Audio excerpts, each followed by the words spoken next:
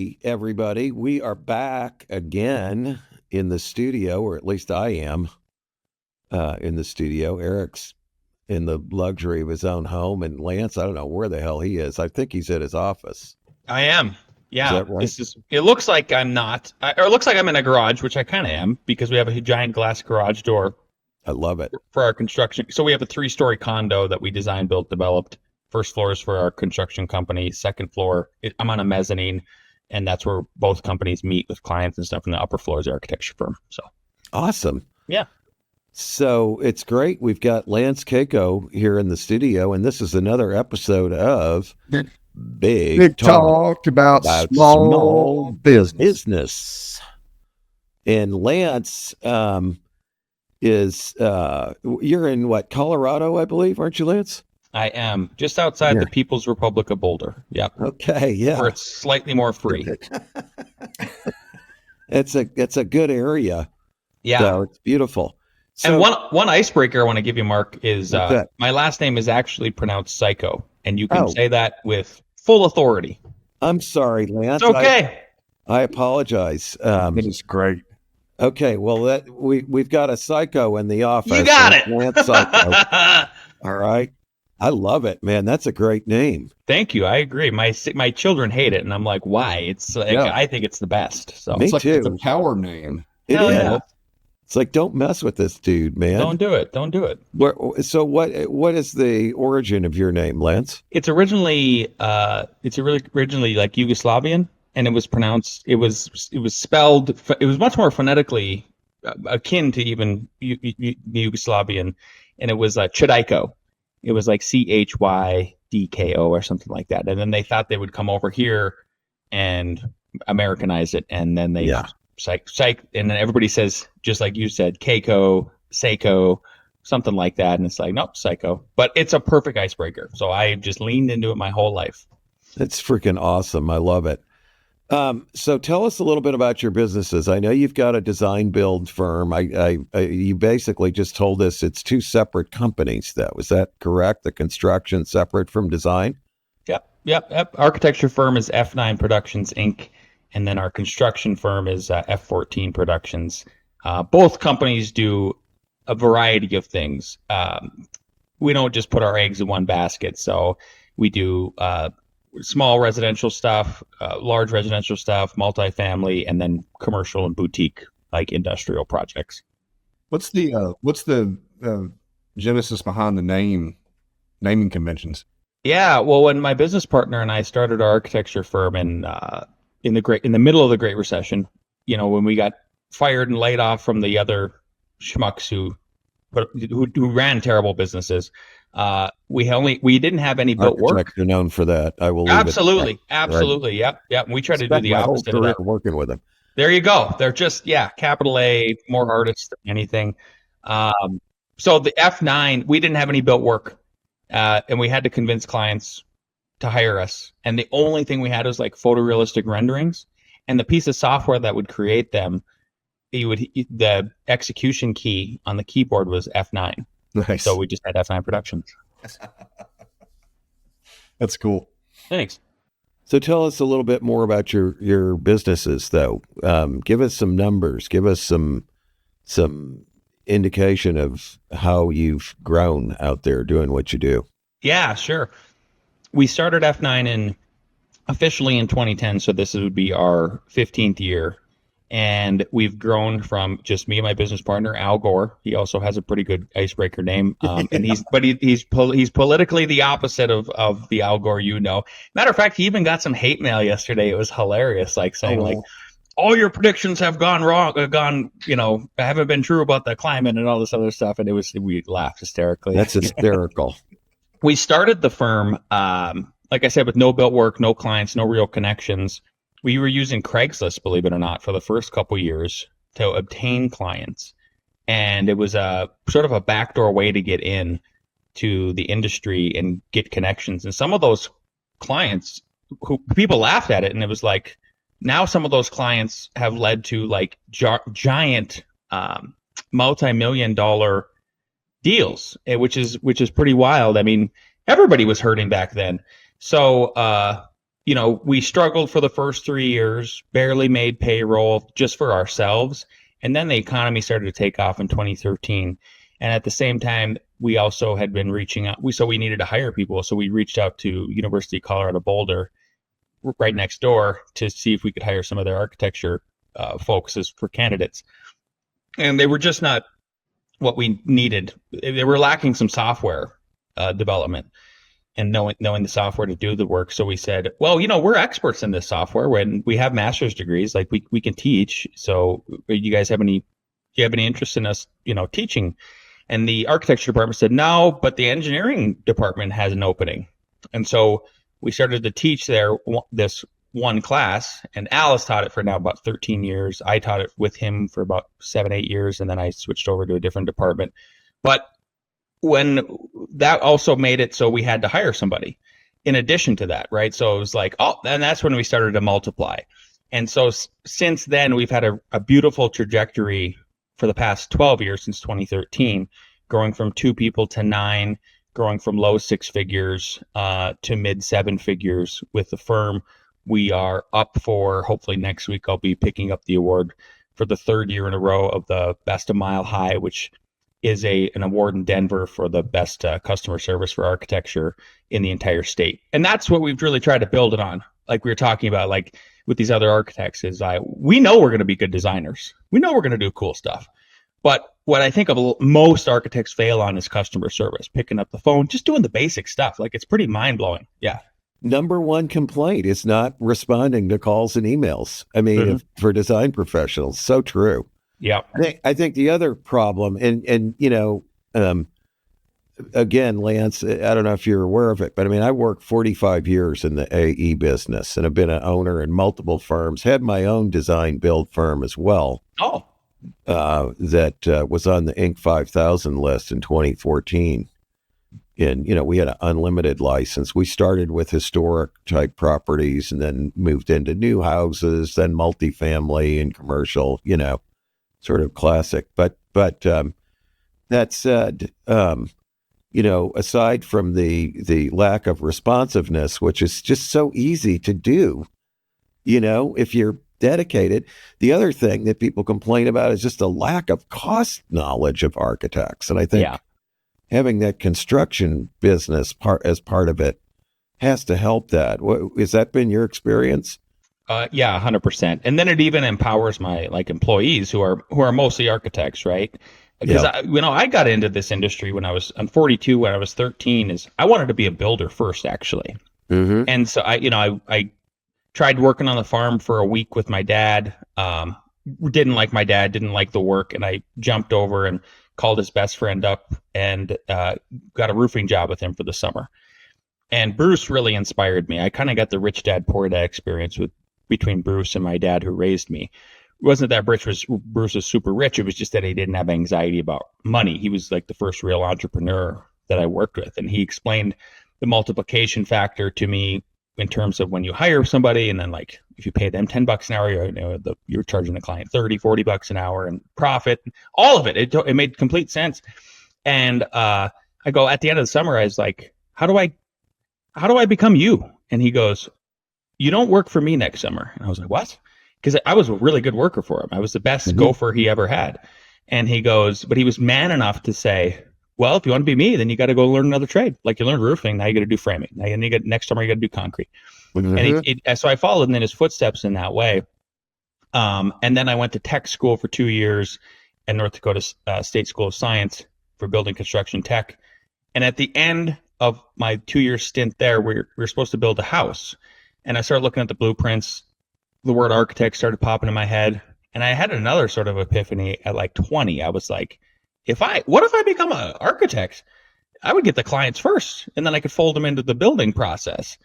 I mean, and I'm just so happy that God came into my brain and said that, because I was like, what a beautiful, for a 20-year-old, my son is 20, one of them. And he doesn't have any of that stuff going on, and I'm like, oh man, God really intervened in my life in that way. So that's what led me to actually be an architect. Then I applied 70 miles north to Fargo, where North Dakota State is, went to school there, graduated at the top of the class, moved out to Boulder, in the Boulder area. And then, like I was saying before we started recording, the two schmucks that hired me ended up having to lay me off because of the Great Recession. And they put all their eggs in one basket. They were really bad at customer service. They just didn't have this like a stool with four legs. They had a stool with one leg that we're sitting on, and then the one leg got pushed off. So I've always, my reaction to that was I never want to be put in that position again. I'm going to put myself in the position where I'm the only one laying me off, and that ain't happening.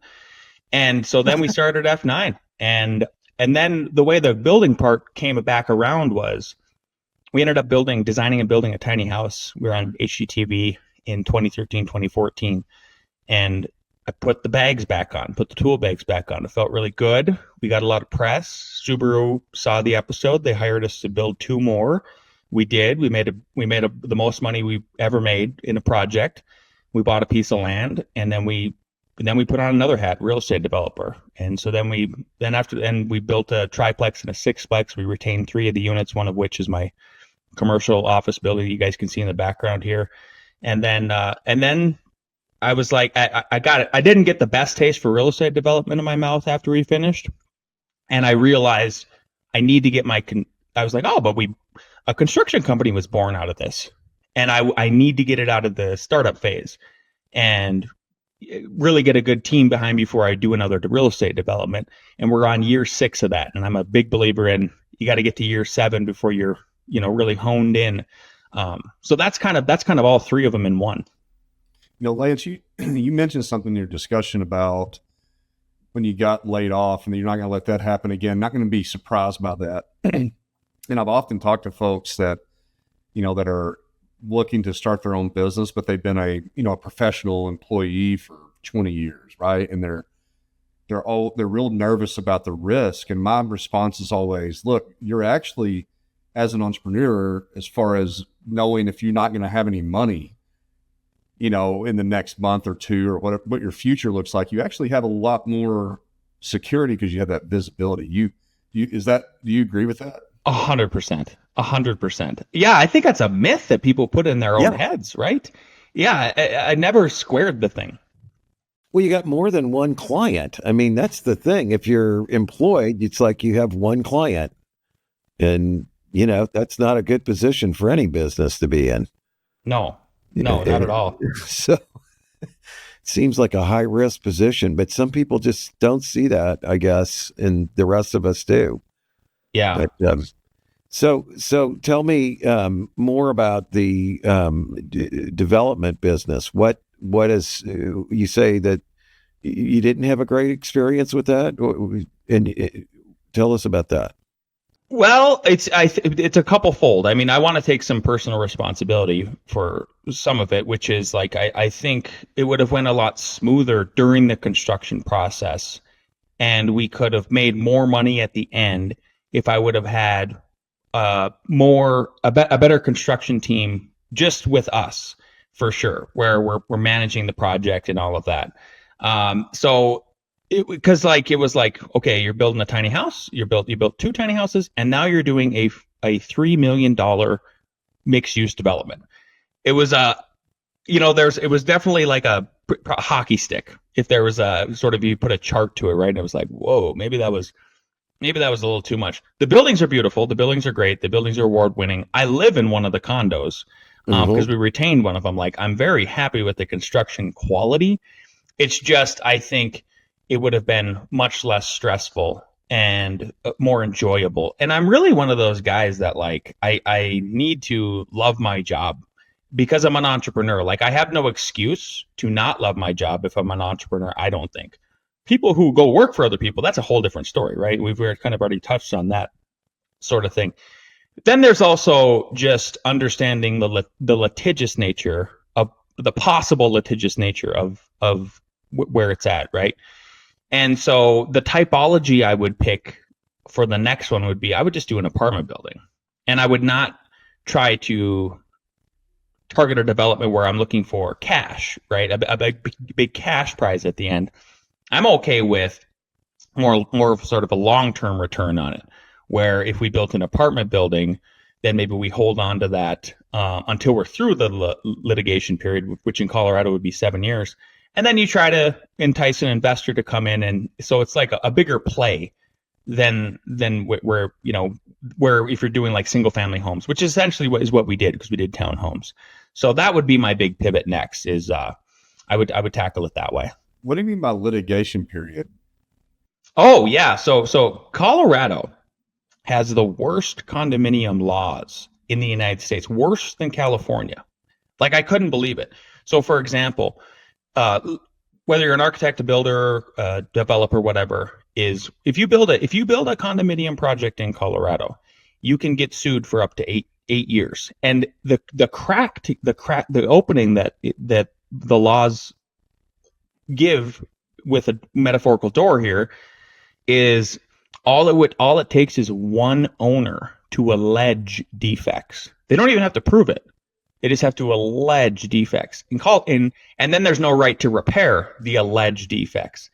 In California, for example, you can't bring a case about with alleged defects. You have to show damage actually. And in California, if you show the damage, then you have the right to repair. There's none of those things in Colorado. Wow. Yeah. Well, stay away from condos. I mean, a lot of architects don't want to touch condos in general, in my experience. They're too risky, as you say. I mean, I think, my experience has been, and I'm be curious of what you think about this, that design professionals don't always do well as developers or contractors. I think that the sense of ethics is so different on that other side, and you compete with outlaws, particularly if you look at the residential market. I mean, you're out there, if you're building stuff and, you're competing against other, quote, builder/contractors. Some of them, I mean, most of their workers are illegal aliens. They're paying people with cash. They're getting kickbacks from subs and overbilling their clients. I mean, there's all this stuff going on. And then if you're out there trying to run an honest business, which architects generally are honest, they may not be the greatest business people, but they're ethical. I would agree with that. Yeah. And they've got a code of and so are engineers. It's difficult for them to maybe adjust their thinking sometimes. They also don't tend to beat people down. If somebody gives you a price or, they tell you that this costs more than they anticipated and they go along with it. I mean, there's just a different culture. Absolutely. I made the mistake and I told myself I'm not doing it this year. So in 2024, I made a mistake that I said I wasn't going to do it again. And I did. And it's just like, I'm a bonehead. Like, what a goofball. And it was, I'm on wife number 3, Lance. So you're not talking to, it doesn't understand that. I get it. Yeah. All right. Fair enough. I almost had wife number 3. I recently got engaged and then unengaged. So there you go, Mark. And I know we're both smokers. This is hilarious. The mistake I made was I allowed us to be hired as architects by a contractor, and I didn't realize they were the contractor. And boy, did they remind me of how poorly they just treat people like dogs. Like, you can't treat an architect or an engineer or even a developer as a dog if you're a contractor. Like, if there's a triangle, it's an OAC triangle: owner, architect, contractor. We're all equal. We're all literally equal. Right. We're all trying with one goal to build the thing, get the thing built. So yeah, that's one of my goals this year, is to not allow that to happen. And I try to be one of those general contractors that is also very ethical. So one of the things we do is we do open book. Everybody sees exactly what the bids are. We do multiple bids. They see what my markup is. They have access to all those folders at any time, our clients. And that's the deal. That's the deal. Yep. Builds trust with the client. So yeah, that makes a lot of sense to me. So what, I guess one of the issues that I found was a problem is working for a client. Now, most of what we did for ourselves. Okay. So we didn't do a lot of client work, but when we did, when the people, let's say you're building a house for somebody and they're a lawyer and the lawyer's spouse or whatever. And, they think you're going to get 3 bids on the roof or 3 bids on the electrical or whatever. I had trusted subs. I wasn't going to get any bids from anybody. I put these guys to work because I worked with them for 15 years and I know their roofs don't leak. And if they have a problem, they'll be there the next day. And I know the electricians aren't going to do something stupid. So, because you've got a trusted relationship, but the clients don't always understand that. They just think it's all a matter of low bid. Yeah. Is that what you experienced? What I'll do is, it's exactly what I experienced. So I would say most of the time when we're building for folks, we just do the selected subs. Yeah. And like, I'll give them a little, and what I do is, but like maybe 1 out of 3 or 1 out of 4 clients, then I'll go, for example, for MEP, because that's usually a big line item. Is I'll have another sub bid against my typical sub. And then just so I have some empirical data to show them that, like, look, hey, just so you know, our standard practice is 75, 80, 90% of the time is we're just doing the selected subs. But if you really don't believe me, here's an example from last quarter. We had a bid out, and look, every time somebody else is more expensive, it just or they're pretty close to the other sub, and I go, but I worked with this person for a decade, and like you said, Mark, I trust them. Like, and then I'll tell them a story about my plumbers, for example, when they owned up and pulled insurance on a problem that we had on a project, and like saved their butt, saved my butt, saved the owner's butt, and showed the integrity. Yeah, it's difficult because, like, I don't want to. How many times it gets exhausting for the subs too? It's like, sure. To have them like bid and bid and bid and bid and it's like, I'd rather just have those trusted. I try to, those trusted subs, trusted advisors, all that stuff. They hate bidding. If they have to bid, they're probably going to bid high. I mean, because they don't know for sure. So, yeah, if you've got people you can trust. Now, the other hand, though, you did make a statement that is true. Some of them, it's a good idea to keep them honest by shopping them, just because they'll creep up the pricing over time. And that's another thing that I've experienced. So, yeah, sometimes you do have to get another bid to keep them honest. But the problem with a lot of residential construction, as you know, is, I get 2 bids from HVAC subs or whatever. They're not bidding apples for apples. We don't have like really detailed plans and specs on the HVAC. So one guy's bid is for really essentially a different system. And, maybe it's just cheaper, and you don't know. The customer is not really equipped to make the distinction.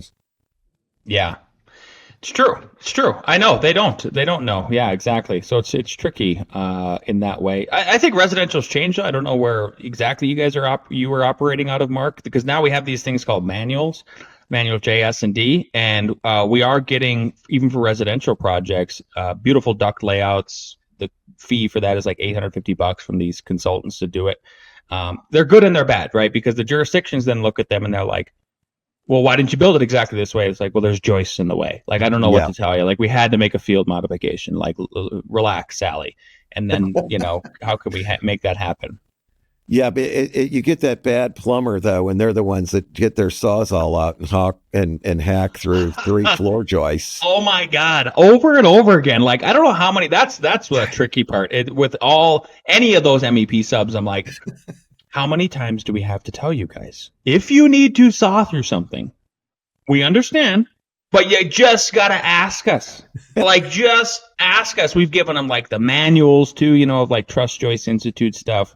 Yeah. And it never fails to surprise me, where I'm like, once again, here we are. And now I got to back bill you, because now my carpenter's got to repair the joist. So, and everybody's pissed off. Everybody's pissed. How much is the repair of a joist like that? I mean, is like the full thing you got to do, or what? The last one was where this happened, where it was the same shit. It was the same stuff. It was like the electricians just kind of went nuts. And I went, and this is the 3rd time we had then had to get after them. And finally, the boss had a big meeting with his guys. It was about $5,000-6,000, so not cheap. I mean, if their bid was $50,000, that's 10%. That's your profit. Good job. Yeah. Yeah. It's a tough business for sure. Eric Yeah. is in the middle of a big project personally. He bought this site and he's building it's on a giant hill, and he has this crazy driveway that winds up the hill that was done wrong the first time, and he's out there, he's got all this heavy equipment he likes operating now. And now he's going to build a commercial building at the base of this thing that he can use as a toy storage and party center, and then build his mansion up top with tiny or smaller houses for each of his kids is his master plan. And so anyway, Eric, of course, he's talking with builders. Uh-huh.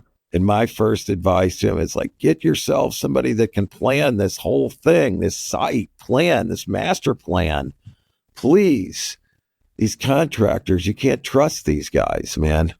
So Mark embellished the magnificence of his property. He does it every time he gets a chance. I mean, it's not that much, but It the is driveway really. was a one. I mean, I did find myself become a developer all of a sudden, Lance. I didn't even know what that meant. I was just trying to be a homeowner and building a house, right? Yeah.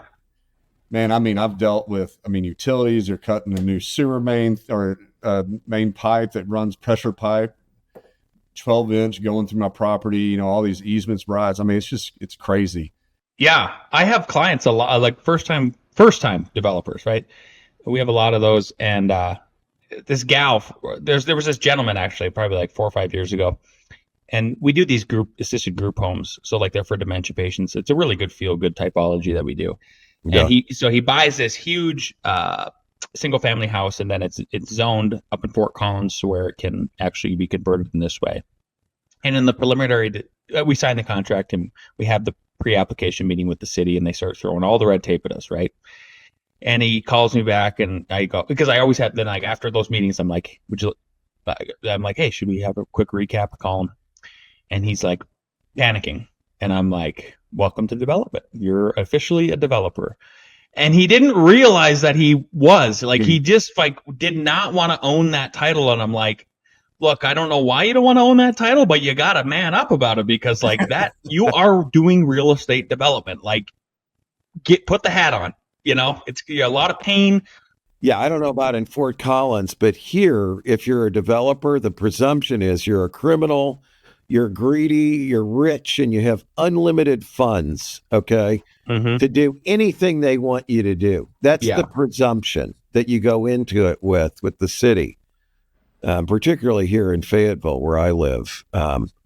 Eric's moved out of Fayetteville now. He's over there in Benton County, which is a little different. But well, the most surprising thing to me is that there's not anyone that really knows anything for sure.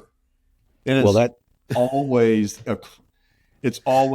always an astronomical fee for everything. It's like, I really feel like everyone's just trying to basically retire just because I have some land and I'm trying to build something. And it's the most insane scenario. And then I don't know that I've been, and the work is almost always done right, but there's always something. Like I get trash, I get left behind. It's just like when people come do work, like I don't understand. Like when we had the driveway, the concrete, good, you got the project done, congratulations. But you walk up there afterwards and there's like freaking 2x4s laying around everywhere, t-shirts, water bottles, rebar, mesh. Well, did they at least they didn't leave piss bottles, did they? Because that's the other part of it. I'm just like never shocked at like every single job site. Doesn't matter how much we reprimand people. Doesn't matter how much we remind them. Doesn't matter even if I send my son. How many porta potties you got? Yeah, it doesn't matter. It's like the weirdness. There's going to be one weird, goofy thing. I swear to God, we're reworking on our contracts with owners, and they're like, we're having to put in like a checklist of like 10 things I need them to initial at the end of it.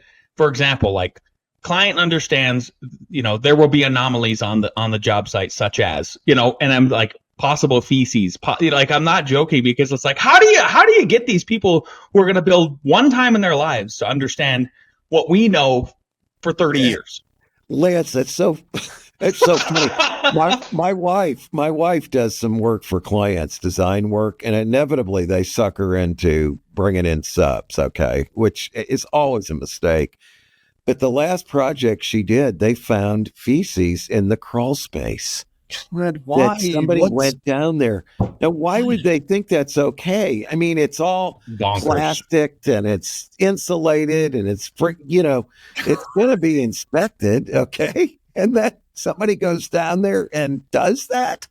It's just mind-boggling. It is. It's totally mind-blowing. I mean, my wife and I, second wife, when we built, we designed, built, and developed this beautiful house. It was like, we had, our 4 children and all that, masterpiece. And the amount of, like, at the end, Eric, you were talking about, like, the trash. It was like, and the where the house was is in a brand new development. Very, like, well-to-do neighborhood, bunch of doctors, lawyers, and all this other stuff. Everybody finished their house almost at the same time. And then we all went and met the neighbors and stuff. And we were like, we need to have a community cleanup day. So we had a community. It was just like garbage bag after garbage bag after garbage bag. And in the garbage bags, like, over and over again, the kids would be finding, like, here's a piss bottle. Here's another one. I'm like, oh my God. But it wasn't just our property. It was like all over the place. I'm literally, I think that there's, like, through my experiences with this, just entrepreneurial thinking, I'm like, I'm going to start a freaking construction company. And I don't have to know a dang thing about it, but I'm going to call it clean construction. No kidding, dude. I have thought of a painting company just like that, where it's sober painters. That's all it's called.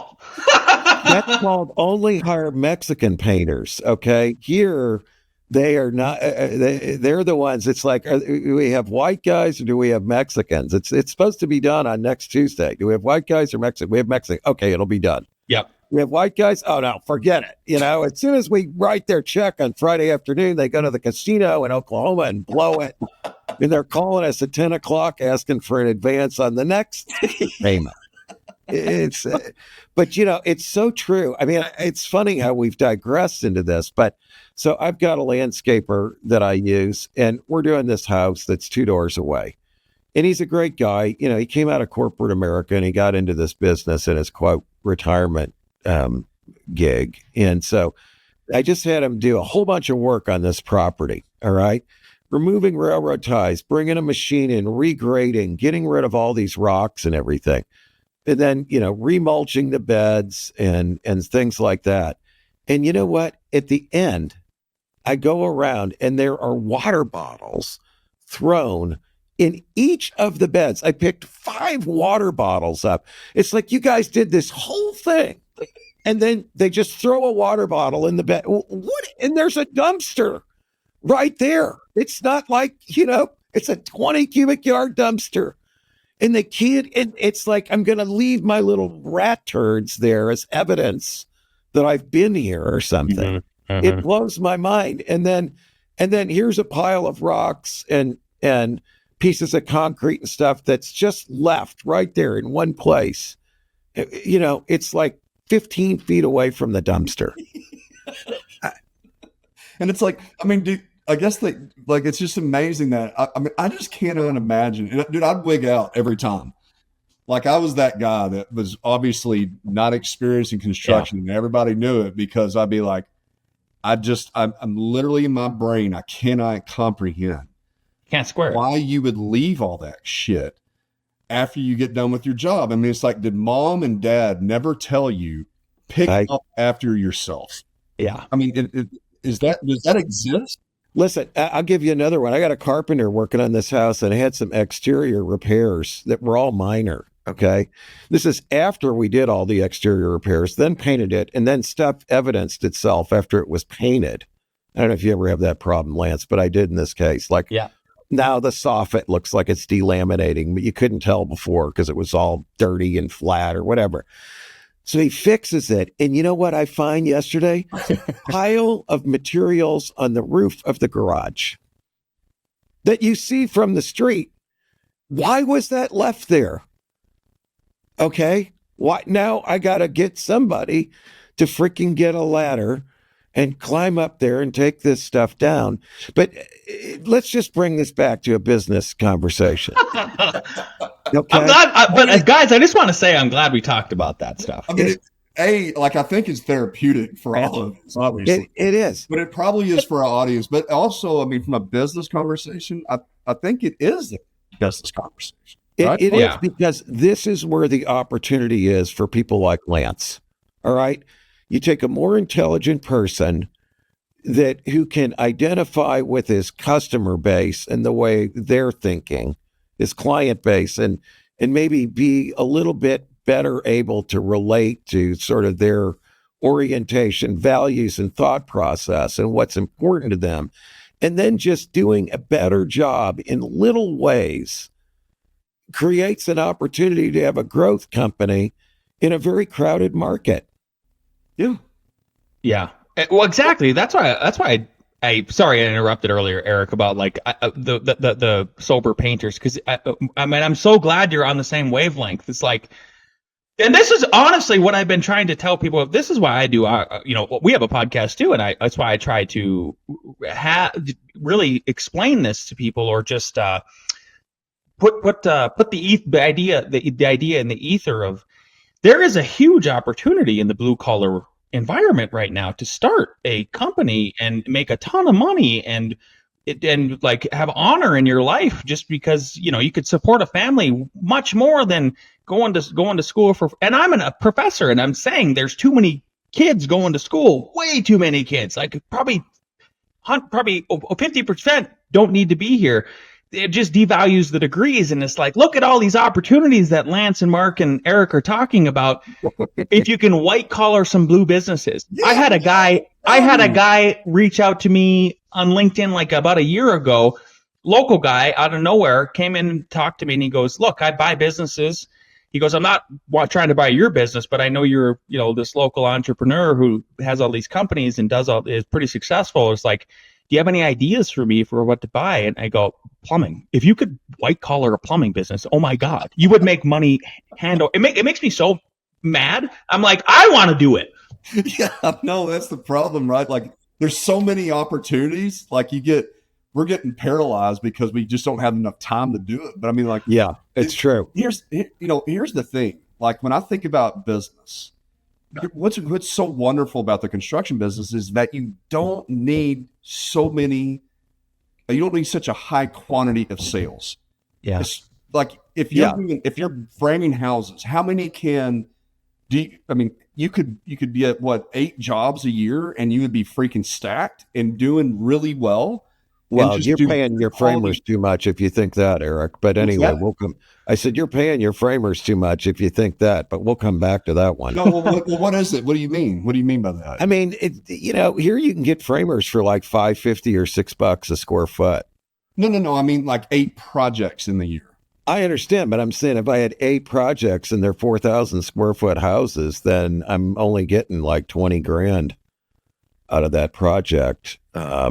So 8 of them would be 160. It's not great. I'm just doing the back of the envelope math. Yeah, you went really deep, bro. You went so deep. You went all Marcus Wag and Lance. I think the general contractor, and you're building houses that cost $1.5 million. Yeah, I'll agree with that. Okay, so because first of all, that's a good point.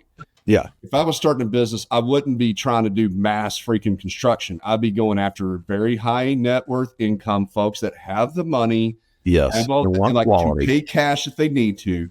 No problems there. So I would target that audience, and then I would do just the quantity enough so I'm doing a really good job, because that's like, you don't have to go out and do so much of a sales process. Yes. You could just, because my thing is like, if I paid you to do work, right, and you did a good job, and literally you will ruin everything that you did that's good if I have to pick up water bottles and framing freaking hardware and whatever the hell else is going on by myself, because I'm just like, it just ruins your reputation.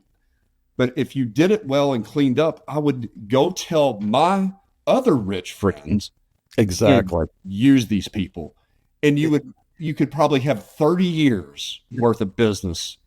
And that's exactly our sales funnel, Eric. Yeah. Because people will come to us and they're like, "You build too? I love it." And I go, "Yep, we build too, but not for everybody." And it's very selective. They have to be like, our criteria is you got to be within 30 to 45 minutes of my office, because in case of an emergency, I need to be there. You got to be cash. And they're high net worth individuals. Not that we're skirting the IRS, even though I hate taxes. It's just that I don't want to deal with the banks. Why do I've earned the privilege of not dealing with the bank, hopefully. And then and then I got to like the client. So we get to interview them through the architectural process. It's awesome to go on to the front of the envelope, though, Eric, of what you were saying is like, there's also a very low startup cost Exactly. to do one of these trades. You could just be a guy in a pickup. That's what, like, Gary Johnson, I don't know if you remember him. He ran for president. He started for the Libertarian Party, and that's what he did. He was just a guy in a truck, and then he grew this multi-million-dollar company just out of the back of his truck. It was amazing. That's probably how they do it, right? I mean, like you do see these developers, like there's some around here that are, I mean, like freaking stack loaded, man. Like the family is just, I mean, they're good for legacies, multi-generational wealth.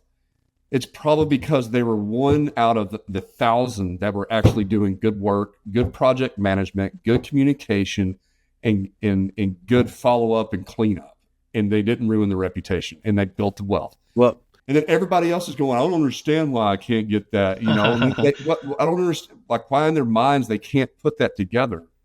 We have a like, what I say is be brilliant at the basics. Like, that's a motto of ours at both companies. Just be brilliant at the basics. That's all. Yep. It's like so simple. There's so many businesses like that. They're mature markets. You don't have to convince anybody that they need it. They know they want their house or their building or whatever, right? It's not like I got to go convince them to go build something. They know they need it.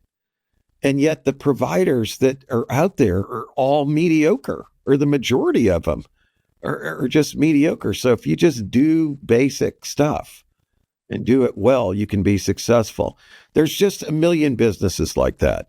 I don't care if we're talking about restaurants or lawn services or car repair or whatever. It just translates to the same thing. You take, and then there are people like yourself who are intelligent people. They're motivated. They're not going to just shut down at 5 o'clock. I'm sure you don't. Or the weekend, because shit comes up, right? I mean, and then you go out there and you just do well because you do these things that other people are not doing. I had a tree or a tree trimming company come out. Best contractor I ever met in my life, dude. I mean, just did awesome. And I had so much other work, and he just never would call me back. I'm like, bro, why? I got the tree guy for you when you need him next time, bud. Okay. Yeah. Fantastic. Good. Yeah. I'll holler at you. But I mean, I'm just like, why do people let it die on the vine like that? Well, it's like, why? I mean, like, can you, like, being in the business, can you express the psychology that's going on with folks that would do something like that, like on some of these contractors? Like, I wish I knew. I know.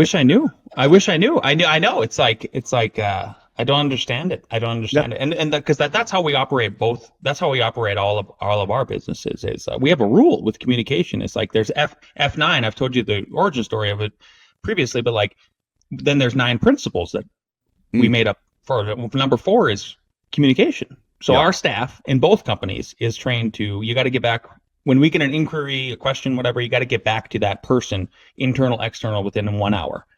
And it could be as simple as, got it, I'm looking into it. Thank you. Make them feel as if they're the number one client. You can go look at our Google business reviews, and they literally say that. They're like, I know we weren't there. Smallest clients, like small job, $2,000, for architecture or something like that. Just simple stuff. And they'll leave us a 5-star review because they know we have huge clients, and they go, but they made me feel like number one. And then if they can't get back to them with a detailed answer, that's fine on 24 hours. But that's it. And like, I don't know how many times I've picked up the phone in the past 15 years where I go, F9 Productions, Lance speaking. Oh, I bet you're like the 10th architect I've tried to get a hold of. And I'm like, cool. Like, thank you, other architects, for being so crappy at your job. So I don't understand on even the white collar side, Eric. I wish I did. Yeah. It's nuts, man. It, It is nuts. there's just no magic to this stuff. You know, I teach entrepreneurship here, been doing it for 20 years. I also taught in the School of Architecture for a couple years, Lance, a class called Everything They Don't Usually Teach You in Architectural School. Oh, cool. That was to fifth year students. Mhm. And, but Like a pro practice kind of. yeah, except it was even more than pro practice. I mean, the pro practice, they just focus on the B141-9 or whatever the hell the architectural contract was, and more about liability and stuff. I would take them out in the field and say, okay, here's a carpenter. Ask this guy what the problem is with the plans that you guys prepare. Okay. And so they'd tell them, or, you know, bring in architects who make $15 million a year to talk to him, because their professors are like, you can't make any money in this business and you got to take a vow of poverty. And, you know, Yep. and if you're not breaking new ground, doing something that's never been done before, you've failed. Yep. Like, it's totally bad programming. Terrible. I agree. Mark, I really want to have you on our show then to do an episode of that. That would be fantastic. I would love to hear that. But it's great. I'd love to do it. But anyway, I was just going to say, I always say to my entrepreneurship students, it's just not that hard to be successful if you just have some common sense and you do the work that it takes. You know, just do the work. Be responsive. Do what you say you're going to do. Follow up. You know? A big thing too. Here's what I would add to that. Like I agree 100% work ethic, but value other people's money. Yeah. That's another thing that Treat it like it's your own. especially in the construction. It's just like, is my money? I mean, like I literally feel like, is this $100 that I'm giving you is not the same type of $100 that you get? I mean, don't you want this $100 bill? Is it not value to? Can you not use this thing? Because like it feels like you're just taking and just trashing it, man. I mean, like, because if I get a business, you know, if I get $100, I mean, dude, I'm like, man, this is thank you. You know, like I appreciate this money, and when I'm doing business. Yeah. You know? Well, I think I dodged one of the questions earlier, which was Mark was asking is like, how is then like us being builders also then sort of had a feedback loop into the architecture firm with costs and stuff, right? Yes. So that's Eric. You actually answered it for me, Eric, which was then now we're conscious of people's money as it applies to design, right? So a really good example lately is these little tenant finishes. Right now, the market for us is for building and even architecture is like there's still people in the commercial sector doing a lot of work. Little businesses are still starting up. You know, the 1,000 to 2,000 square foot, they're going to start up a doggy daycare or something like that. There's still a lot of that going on. The multifamily is completely dead. But one of the big factors is like cost factors right away is what's going to be the most cost effective way to frame this and in the inside. And it's like steel studs or wood. And we're back to wood. And that has been a big piece lately on these tenant finishes that I'm going after on the construction side that we've designed is like, and then the interest rates are very high still. So we're having people really having to shave things off. And it's like, can we frame this with wood instead of steel and still work with code and all the other good stuff? Mm-hmm. And I try to bring those lessons right back into the firm, the architecture firm, from the field all the time and have a feedback loop, constant feedback loop. That is so critical. I mean, what you were just saying about tenant build outs, I mean, I'll never forget. So years ago, I had a friend and I lived in the Boston area and he broke away from Skidmore, SOM. He was a senior associate there, you know, brand name architecture firm, and started his own firm that did tenant build outs for commercial clients. That's all they did is tenant build outs, office work, office and maybe a little retail. Anyway, so we have a new 10,000 square foot office we were doing, and it didn't need much. Okay. We said our budget was $200,000 to do this job because that was the deal we negotiated with the landlord for him to put $200,000 into it. And he comes back with this design, and we get the contractor that the developer or owner worked with, and it comes in. The price is $440,000. Like, how can you miss it by that much? Okay, 200 or 440, because you have no sense of what the ceiling is going to cost. All right, just nothing. You have no sense of what the electrical is going to cost here. In any case, we went directly to the contractor, and my business partner, Fred White, who's just an intelligent guy, just value engineered it and got the whole thing done for 180 grand. I mean, it just was a matter of simple changes here and there that ended up reducing the cost by that much, because he had more common sense about costs and wasn't even that knowledgeable about construction compared to the architect. Yeah, I know. It's one of the so we use this piece of software called Revit Architecture. And Revit. We use Revit. Sure. Yeah. And what I do is I try to update it once a year with what things cost, so that my architects are armed with it. So, like, for example, we get this question a lot.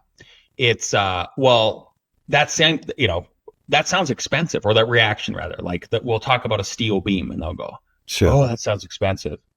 Well, I have the steel beam in Revit. I have it correlated to a cost per lineal foot according to the poundage, which hasn't really changed too much, especially since after COVID and printing all the money and everything, we're kind of stabilized. Well, it's going to go up now, depending on where the steel comes from. Yeah, depending. Yeah. Yep. But Right. now my architects can go, "Oh, actually, let me just show you. That's what it costs." And they go, "Oh, that's actually not that much." Stuff like that. That's what we try to just be a little. All it took is couple little tweaks for us to be totally different than the other architects in Colorado. Yeah, I see so many things that are done. I just wonder, what are they smoking? I mean, why does it need this giant cantilever here when we could stick a column right there and make this whole thing cost 200 grand less? I don't understand it, but I see it every day. I think it's the lack of appreciation of the value of money. Like when people, like if they get a sense that there's money, but they don't ever think about how hard that person probably has worked for that money. This house we're doing right now, Eric, has a detached garage. It's all connected with covered walkways and stuff. Not much, but it's covered. And the garage has a cantilever off the back that's like 5 feet. So when you pull your car in, you got 5 more feet of cantilevered space. Now, what do you do with that? Nothing. It's like 2 feet off the ground to 4 feet off the ground. No purpose for it. It's just dirt. Okay.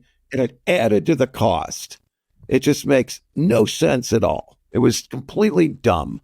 How do you account for stuff like that? Oh, man. I think that's the same stuff that like runs right but through the software industry, for the design industry, like creative design.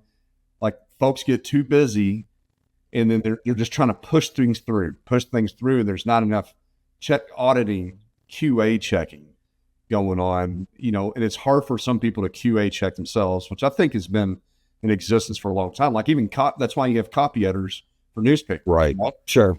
And so it's just hard for people to do that. But I mean, I think a business that would put that process in place would save a lot of grief, because Lance, what you're talking about, like when you go to a client with a proposal and you have things that you cannot answer, and you're sitting down with money and they're like questioning it, but you're like, well, it's just what it costs. Like you're ruining that relationship, right? Yeah. Man. But if you can go there a little bit and you've done a QA, like that meeting goes so much better. Like if you know why you have the numbers that you do, and you can back them up, then things go on. The client's happy, the project moves on, you get the job. You win.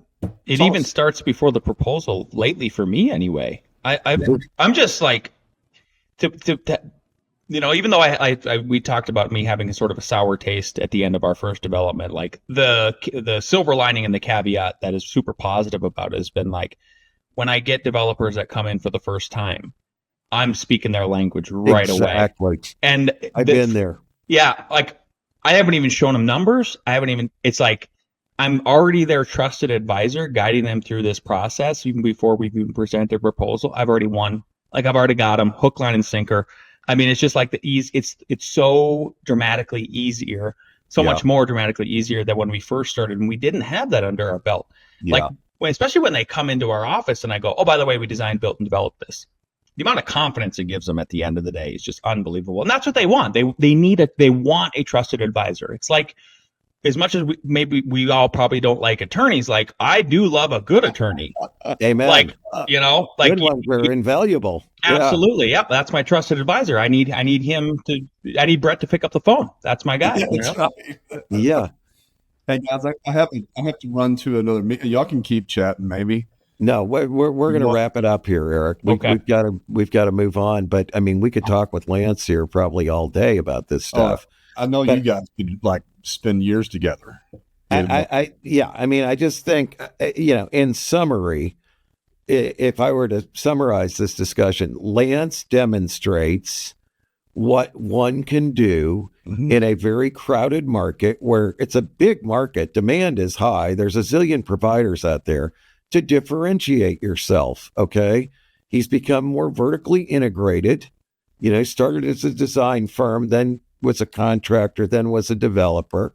That helps him really be able to better relate to his clients. And he's got his basic principles that you follow, such as respond to everybody in 1 hour, F4 of F9. This is not brain surgery, people. Nope. Okay. You can make yourself a damn good business if you operate with some freaking common sense and act like you really care. All right. You don't have to reinvent anything new here. And that's, I think if anything's been a message of this podcast over and over, it's, this common perception of what entrepreneurship is in pop culture. Yeah. It invent something new. Yeah. Not necessary. Okay. Then, go out and test the market as to whether they like it or not. We know they need X. They buy millions and billions of dollars worth of it. And then go raise outside equity capital. Okay. You're just one more demonstration of that, Lance. Well, thanks, Mark.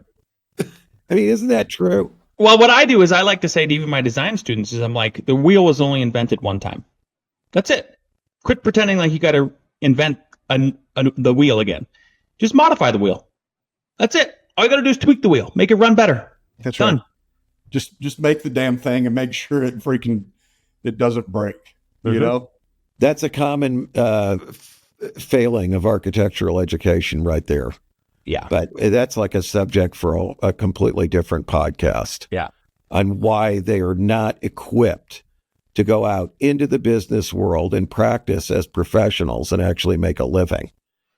All right. Well, this has been a lot of fun. Lance, we wish you the best. If somebody wants to reach out to you, what is your contact information? Yeah, just go to LinkedIn. I'm the only one that's with this name spelled Lance, last name Cayko, Cayko. You can follow. You can also sign up with our newsletter at f9productions.com. And please check out our podcast, Inside the Firm podcast.com.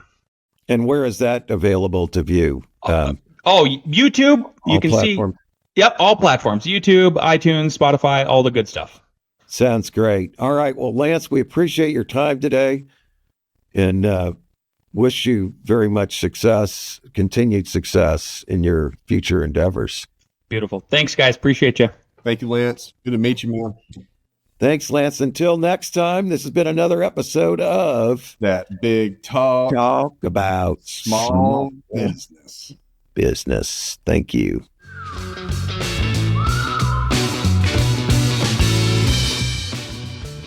Thanks for tuning into this episode of Big Talk About Small Business.